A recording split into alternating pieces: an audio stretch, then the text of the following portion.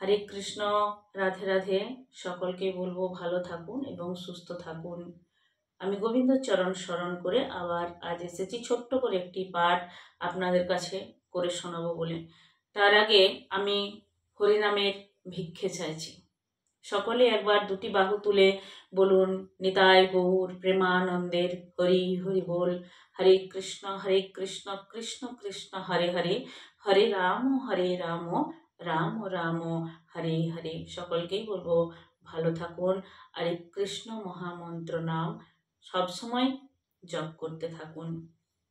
যত বাধাই আসুক না কেন, তিনি সব বাধাই আমাদেরকে কাটিয়ে ঠিক পথের দিশা আমাদেরকে নিশ্চয়ই দেখাবেন। তো আজকে যে পাঠ আমি আলোচনা করব সেটি হচ্ছে রামায়ণ থেকে রামচন্দ্রের একটি কাহিনী আমি পাঠ করে শোনাবো। তো যেটি পাঠ করব সেটি হচ্ছে মাতা সীতাকে কোন পাপের কারণে গর্ভাবস্থায় রামচন্দ্র তাকে ত্যাগ করেছিলেন।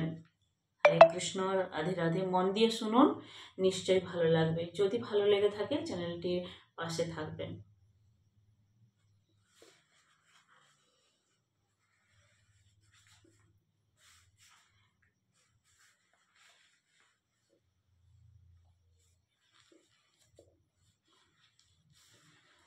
সীতামাতা ছোটবেলায় একদিন নিজের বান্ধবীদের সঙ্গে বাগানে ঘুরছিলেন। তখন তিনি দুটি টিয়া পাখি দেখতে পান। টিয়া পাখি দুটি পরস্পরের সঙ্গে কথা বলছিল। সীতা লুকিয়ে তাদের কথা শুনতে শুরু করেছিলেন। তারা বলছিল যে ভবিষ্যতে রাম নামক এক মহাপ্রভাবশালী রাজার সাথে সীতা নামক এক সুন্দর যুবরানীর বিয়ে হবে। সীতা পাখিদের ভাষা বুঝতে পারতেন, তাই তিনি তাদের জিজ্ঞাসা করেন যে এসব কথা তারা কিভাবে জানল। তখন টিয়া পাখি দুটি সীতাকে জানায় যে মহর্ষি বাল্মীকির আশ্রমে তারা থাকে এবং তার কাছ থেকেই তারা এইসব কথা জেনেছে। তখন সীতা জানায় যে যুবরানীর কথা তারা বলছে তিনি সেই সীতা।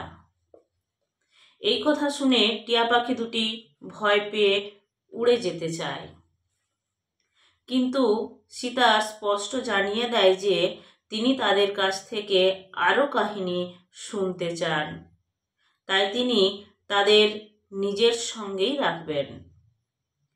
টিয়া দুটির অনেক অনুরোধেও সীতার মন গলে না। অবশেষে সীতা বলেন যে তিনি পুরুষ টিয়া পাখিটিকে যেতে দেবেন, কিন্তু স্ত্রী টিয়াকে নিজের কাছে রাখবেন। তখন পুরুষ টিয়া জানায় যে তার স্ত্রী গর্ভবতী, তাই সীতা যেন তাকে আটকে না রাখে। সীতা তাদের কোনো কথায় কান না দিয়ে পুরুষ টিয়াকে ছেড়ে দিলেও স্ত্রী টিয়াকে খাঁচায় বন্দি করে রাখেন। স্ত্রীর বিরহ সহ্য করতে না পেরে সেই টিয়া সীতাকে অভিশাপ দেয় যে সে আজ জীবন সঙ্গিনীর বিরহে বেদনা সহ্য করছে, ঠিক সেইভাবেই সীতাকেও একদিন স্বামীর বিরহ সহ্য করতে হবে এবং গর্ভাবস্থায় তার স্বামী তাকে ত্যাগ করবে। কিছুদিনের মধ্যেই পুরুষ টিয়াটি প্রাণ ত্যাগ করে।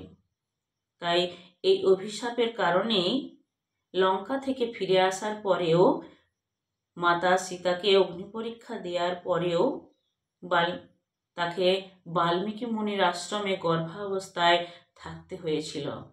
হরে কৃষ্ণ, রাধে রাধে।